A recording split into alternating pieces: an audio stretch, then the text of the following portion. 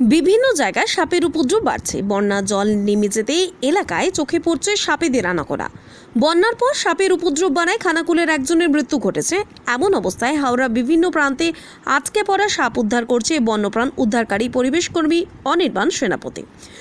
গত কয়েকদিনে আলমপুর, আমতা, জয়পুর সহ বিভিন্ন জায়গায় কারো বাড়ি থেকে আবার কারো মাছ ধরার জাল বা কারো বাগানে আটকে রয়েছে সাপ। সেই সমস্ত সাপেদের উদ্ধার করে পুনরায় গভীর জঙ্গলে মুক্ত করে দিচ্ছেন এই পরিবেশকর্মী।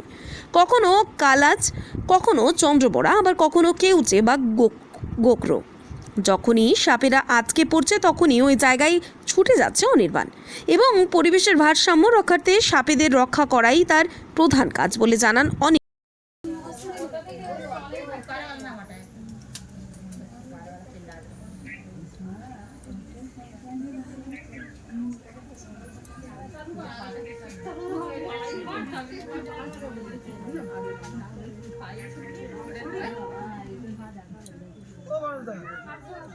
ঠিক আছে তো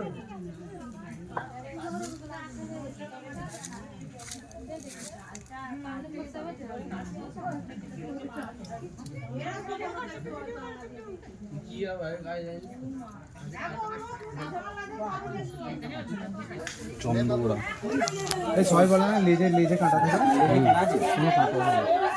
এটা হলো ছেলে সাপ। ছেলে সাপ তো। স্টিকটা নিয়ে নাও, স্টিকটা। ঠিক আছে ঠিক আছে ঠিক আছে চল।